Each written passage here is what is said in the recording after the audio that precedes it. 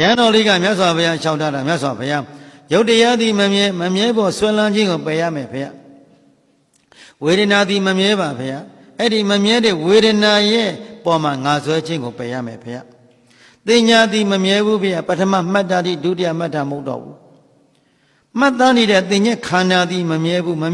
မှာငါဆွဲကိုပယ်ရမှာပါဖေ။စိတ်စောနေတဲ့သင်္ခါရခန္ဓာလှုံ့ဆော်နေတဲ့သင်္ခါရခန္ဓာမမီအောင်တစ်ခုနဲ့တစ်ခုမမီအောင်တစ်စိမ့်နဲ့မမီအောင်လှုံ့ဆော်ပေးနေတဲ့သင်္ခါရခန္ဓာသည်မမြဲပါဗျာအဲ့ဒီမမြဲဘူးပေါ်မှာအစွဲလေးကိုပယ်ရမှာပါဗျာသိနေတဲ့ဝိညာဉ်နဲ့ခန္ဓာသည်မမြဲပါမြတ်စွာဘုရားအဲ့ဒီမမြဲခြင်းပေါ်မှာငါအဖြစ်နဲ့သိမ့်ပန်းနေတဲ့ဒိဋ္ဌိတရားကိုသင်ညက်ပေါ်မှာသင်ညုပါဒာနဲ့ခန္ဓာကိုဒီဥပါဒံအာယုံကိုပယ်ရမှာပါဘုရားဆိုဘုရားကတာဓုခေါ်တယ်ဗျာတာဓုကွယ်တို့တာဓုခေါ်တယ်ရန်တို့တဲ့ငါရဲ့သားတော်များငါရဲ့သမီးတော်များဟာအမျော်မြင်ကြီးမားပါပေသ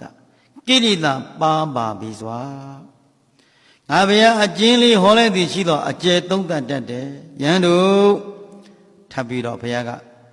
ရူပံအနိစ္စံတိ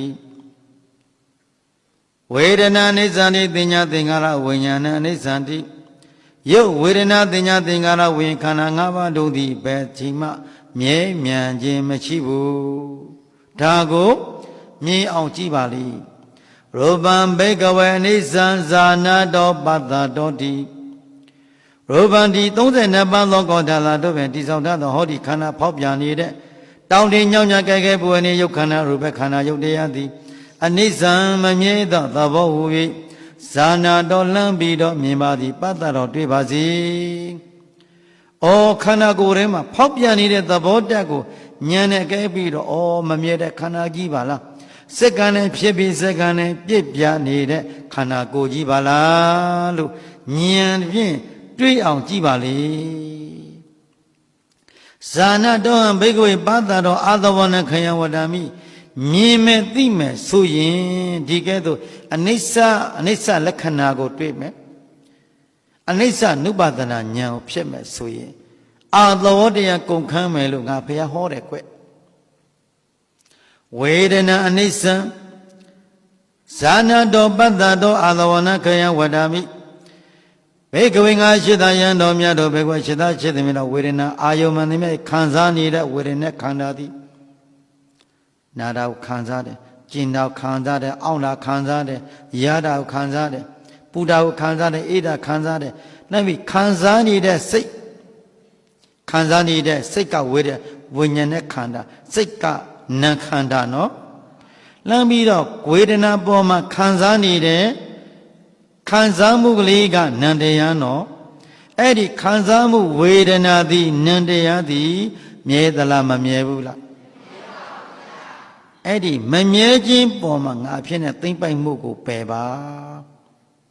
ဝေဒနာနဲ့ငါမရောစေနဲ့ဟုတ်ရဲ့လားလေညာဘိကဝေအနိစ္စံဇာနာတောပတ္တတောအာသဝနခယမဝဒာမိအဲ့ဒီမှတ်သားနေတဲ့သင်္ညက်ခန္ဓာသည်မမြဲဘူးအဲ့ဒီမမြဲမှုပေါ်ကိုမမြဲတဲ့သဘောရဲ့လက္ခဏာဓာတ်ကိုမြင်အောင်ကြည့်ပါတွေ့အောင်ကြည့်ပါတွေ့ရင်အာသဝတရားကုန်မယ်လို့ငါဘုရားဟောတယ်။ညာလိုက်ပြီနော်။သင်္ကာရံဘေကဝေအနိစ္စံဇာနာတောပတ္တတောအာသဝနခယံဝဒ္ဓာမိအဲ့ဒီမှတ်သားမှုအမြဲတမ်းပြုပြင်စိတ်ဆော်ပေးနေတဲ့သင်္ခါရခန္ဓာသည်လည်းပဲမမြဲဘူး။မမြဲခြင်းလက္ခဏာကိုမမြဲခြင်းရဲ့လက္ခဏာကိုကြည့်ပါ။မမြဲခြင်းရဲ့လက္ခဏာလေးပေါ်လာပွားသူဖြစ်ပြီးသွားသူပြက်တဲ့လက္ခဏာလေးပေါ်လာပြန်ပြီးပျောက်သွားပြန်ပြီးဖြစ်လာပြန်ပြီးပြက်သွားပြန်ပြီးစက္ကန့်နဲ့တက်ရွတောင်မွားတက်ဖြိုးတလို့လေးစက္ကန့်နဲ့ဖြစ်ပြစက္ကန့်နဲ့ပြက်ပြနေတာလေးကိုမြင်အောင်ကြည့်ပါမြင်လို့ရှိရင်ငါအစွဲပြုတ်သွားပြီဝိညာဏံဘိကဝေအနိစ္စံဒါနာတောပတ္တောအာသဝနခယံဝဒာမိအဲ့ဒီဝိညာဉ်နဲ့ခန္ဓာအာယုံမှန်သည်မြတ်ဒီပေါ်မှာသိနေတဲ့ဝိညာဉ်နဲ့ခန္ဓာသည်လည်းပဲမြဲမြံခြင်းမရှိတို့မမြဲခြင်းရဲ့လက္ခဏာဓာတ်ကိုဖြစ်ပြီးပြည့်နေတဲ့ဖြစ်သဘောလက္ခဏာပြည့်သဘောလက္ခဏာဓာတ်ကိုဉာဏ်ထဲမှာမြင်ခဲ့သည်ရှိသောတွေ့သည်ရှိသော အာသဝနဲ့ကာမသဝဘဝသဝဒိဋ္ဌအဝိဇ္ဇာသဝဆိုတဲ့အာသဝတရား၄ပါးတို့ကုံမဲလို့ခယံကုံရင်ဝအံသင်တို့ဆံငါဘုရားသည်ဝဒမိမိန်တော်မူ၏ဒီအာသဝတရား၄ပါးထဲမှာကာမသဝဘဝသဝဒိဋ္ဌသဝအဝိဇ္ဇာသဝအာသဝ၄ပါးတော့ဒိဋ္ဌသဝပထမဒိဋ္ဌိပြုတ်သွားမယ်ငါဆွဲပြုတ်သွားမယ်ရုပ်ပေါ်မှာငါဆွဲပြုတ်သွားမယ်ပြုတ်မယ်ဝေဒနာပေါ်မှာငါဆွဲလမ်းမှုပြုတ်မယ်မှတ်သားမှုတင်ညာပေါ်မှာငါဆွဲပြုတ်မယ်စစ်စောလှုံ့ဆော်ပေးတဲ့သင်္ခါရပေါ်မှာငါဆွဲပြုတ်မယ်သိမှုဝိညာဉ်နဲ့ခန္ဓာငါဆွဲပြုတ်မယ်အဲ့ဒီခန္ဓာ၅ပါးပေါ်မှာငါဆွဲပြုတ်သွားမယ်ဥပါဒာနဲ့ခန္ဓာ၅ပါးသည်ဒုက္ခသစ္စာနော်သစ္စာ၄ပါးထဲမှာဥပါဒာနဲ့ခန္ဓာ၅ပါးသည်ဘာသစ္စာလဲအေးဒုက္ခသစ္စာဆိုတာရူပဥပါဒနဲ့ခန္ဓာဝေဒနာဥဒဥပါဒနဲ့ခန္ဓာတင်ညာဆိုတာဥပါဒနဲ့ခန္ဓာသင်္ခါရဥပါဒနဲ့ခန္ဓာဝိညာဉ်ဒီလိုဥပါဒနဲ့ခန္ဓာရုပ်ကိုအစွဲလမ်းမှုဝေဒနာတွေတင်ညာသင်္ခါဝိညာဉ်ပေါ်စွဲလမ်းပြီးတော့ခန္ဓာကိုယ်တစ်ခုလုံးမှာရစ်ပတ်ထမ်းသောအာယုန်နမိတ်သည်ဒုက္ခသစ္စာအဲ့ဒီအာယုန်နမိတ်ပေါ်ငါစွဲနေတာကသမုဒယသစ္စာတဏှာနားလည်ပြီနော်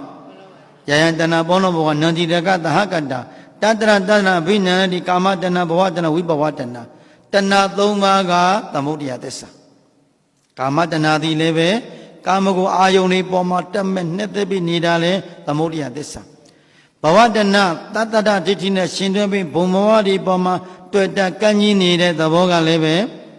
သမုဒယသစ္စာဝိဘဝတဏဥစ္စေဒဒိဋ္ဌိနဲ့ရှင်တွဲနေတဲ့အစွဲသည်လည်းပဲသမုဒယသစ္စာသမုဒယသစ္စာဆိုတာခင်နေတာကိုခင်တဲ့စိတ်သူတစ်ပါးကိုခိုင်တဲ့စိတ်မိမိငကိုဒုက္ခကိုခင်နေတဲ့စိတ်အပုဒုက္ခတွေပေါ်မှာခင်နေတဲ့စိတ်ခန္ဓာဘွားတွေပေါ်မှာခန္ဓာနဲ့နိစ္စတဲ့အာယုန်တွေပေါ်မှာလမ်းပြီးတော့ခင်နေတဲ့စိတ်အဲ့ဒါဘာလို့ခေါ်တယ်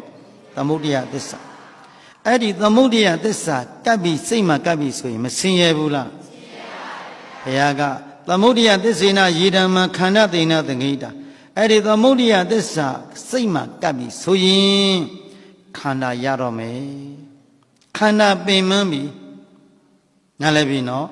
သမုဒယကြောင့်ဒုက္ခဖြစ်တယ်မဟုတ်လားဘာကြောင့်ဘာဖြစ်တာ